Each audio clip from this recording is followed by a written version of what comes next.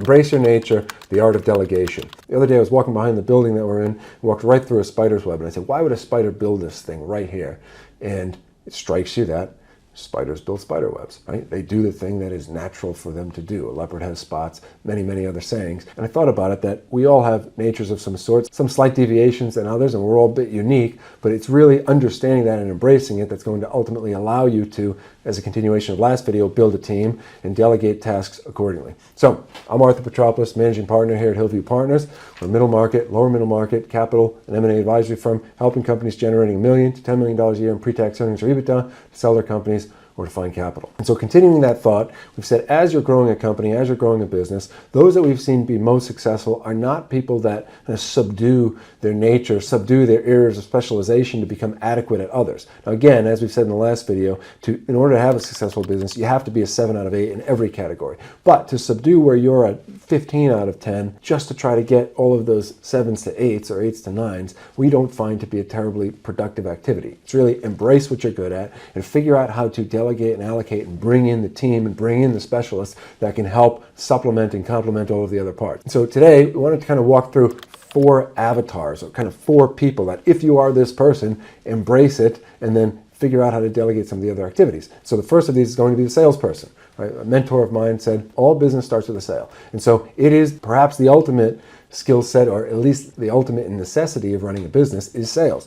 Getting people to acknowledge and review your product, service, or offering, to negotiate with them, and to get them to buy it, and to make them happy in buying it such that they tell everybody else and want to keep buying it. And if you are that person, then the probability that you're going to be the ultimate kind of product tweaker to continue optimizing the product or to continue being the fulfillment person or another is going to be lower. And so if you are the salesperson, lean into that, create the relationships, keep the pipeline going, and then figure out, now again, if you start the business, you're going to have to be all of these things to begin with at least, but as the product needs continuous optimization, there should be someone for that, and therefore lean into the sales side. And so pivoting to number 2 is going to be the product or fulfillment person. And so there's going to be, execution is another name for it, right? But who is the person kind of tinkering with how the service is provided, how the product is made, and keeps getting those 1%, 1%, 1% incremental things to it. And you're going to find that it's not usually the same temperament of the person that's selling. Now, if someone's selling, they want to be in the room with people, they want to be inspiring, they want to be telling people the story, transmuting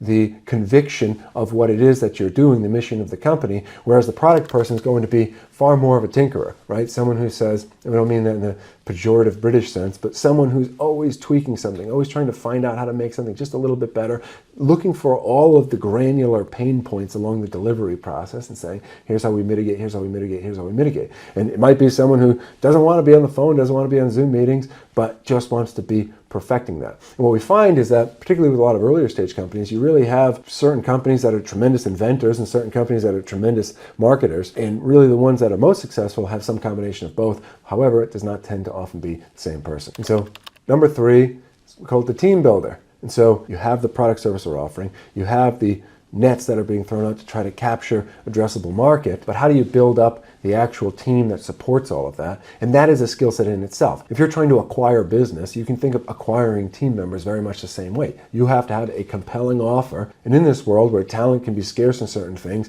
but people are always looking for talent, you're going to be competitive, and you need to convince someone, you need to sell them on the idea of joining your business and why that's a good commitment of their time, which they're not going to get back. And so the team builder may be an avatar that fits, in which case you need to, again, buttress sales to keep the flow of things coming in and have the product people or the service people constantly improving, constantly optimizing in that regard. And lastly, and sometimes these are the unsung heroes, are the operations or administrative avatar. And so keeping all of the machine tied together. And candidly, this tends to be not the founder of the business necessarily, because it tends to be a function that the business needs to kind of take a step back to optimize. And so what I mean by that is you start a business, you have a product, service, or offering, you go out there and you sell it to people, and then as that hits kind of a point of constraint where only so many people can sell or only so many people can do, you start to say, we really need to build a business around this. And so this is kind of oftentimes that step back to take a step forward where you start saying, okay, let's get more people involved. But as you get more people involved, now you've got a real machine. You've got salespeople, you've got fulfillment people, you've got people,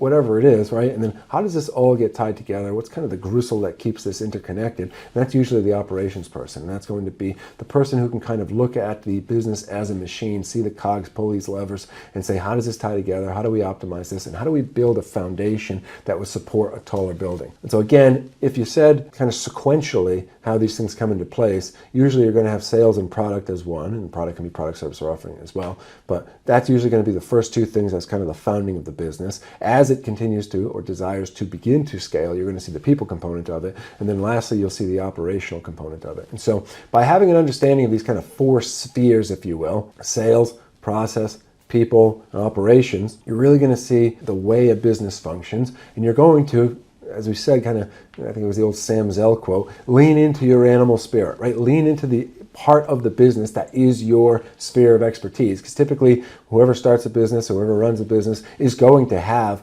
their thing that they are just a master of. And again, they're kind of 7/8 out of everything else. And then start delegating the other things. And it doesn't delegate in the sense of just, hey, dump all of this task on someone. Like, if you run a business, you're obviously going to be intricately involved with every piece of it. Could be for 100 years. I mean, it may be the totality of the business. But as you are growing the business, you say, what are the least desirable tasks in my non-core avatar, right? So if there's these four pillars, what's my pillar? And let's say, let's own that for as long as we can. And then of those other three pillars, let's say of all the tasks that constitute that particular pillar, what is the least desirable thing in that?